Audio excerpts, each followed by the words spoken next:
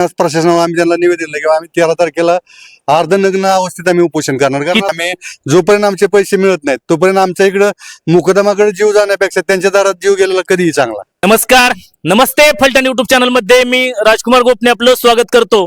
फलटण येथील श्रीराम कारखाना या ठिकाणी आपण आलो आहोत, ज्या ठिकाणी ऊस वाहतूक संघटनेचे सर्व पदाधिकारी या ठिकाणी उपस्थित आहेत.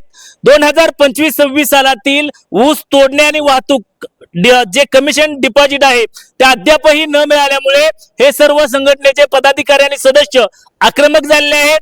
फलटण येथील श्रीराम कारखान्याचे जे प्रशासन अधिकारी आहेत त्यांना या ठिकाणी निवेदनाद्वारे मागणी केलेली आहे.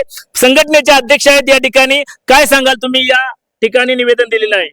सर, आम्ही 5 तारखेला निवेदन दिलं होतं. त्यांनी आम्हाला महिना अखेरपर्यंत कमिशन डिपॉझिट देतो असं आश्वासन दिलं होतं, परंतु 30 तारखेपर्यंत आम्ही वाट बघितली, पण 30 तारखेलाही त्यांनी काय अजून कमिशन डिपॉझिट दिलेलं नाहीये.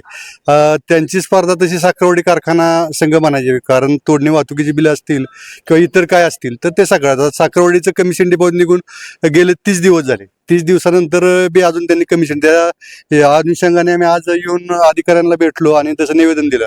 निवेदन द्यायचं कारण असं की आम्ही टोळ्यांना 4 रुपये वाटलेले आहेत. आता पेरणीचे दिवस सुरू झालेत. आता त्यांना जे आम्ही काय दिलेले पद्धतीचे 4 लाख रुपये 2 लाख रुपये दिलेले आहेत, त्या पेरणी झाल्यामुळे त्यांची वारंवार पैशाची मागणी होत आहे.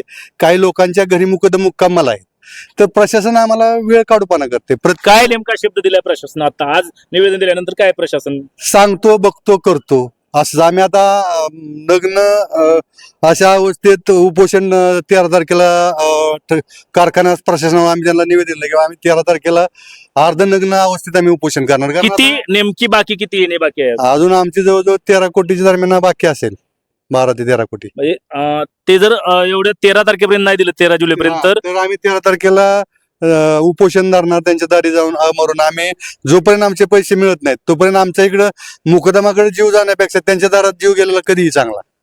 या ठिकाणी संघटनेचे संभाजी राऊत आहेत. काय सांगाल या ठिकाणी आज श्रीरामच्या प्रशासनाला? वाहनवाल्याची एकच विनंती आहे की आमचं कमिशन डिपॉझिट 13 तारखेला जर नाही दिलं तर आम्ही नग्न अवस्थेत जव्हारच्या दारी जाऊन आम्ही उपोषण करणार आहे. नक्कीच आज दिनांक 3 जुलै रोजी फलटण येथील श्रीराम कारखाना या ठिकाणी हे सर्व ऊस वाहतूक संघटनेचे पदाधिकारी सदस्य या ठिकाणी जमलेले आहेत आणि या ठिकाणी श्रीरामच्या प्रशासनाला त्यांनी निवेदन देऊन दिनांक 13 जुलै पर्यंत आमचं सर्व या ठिकाणी जे डिपॉझिट आणि कमिशन आहे वाहतुकीचं ते ताबडतोब द्यावं, अन्यथा आम्ही अर्धनग्न मोर्चा या ठिकाणी काढणार असल्याचंही त्यांनी या ठिकाणी निवेदनामध्ये इशारा दिला आहे. त्यामुळे श्रीराम जव्हारचे प्रशासन नेमकी काय भूमिका घेणार हे पाहणं अतिशय महत्वाचं ठरणार आहे. आमचे नमस्ते फलटणचे संपादक वैभव गावडे यांच्यासह मी राजकुमार गोपने. नमस्ते फलटण युट्यूब चॅनल साठी श्रीराम कारखाना फलटण.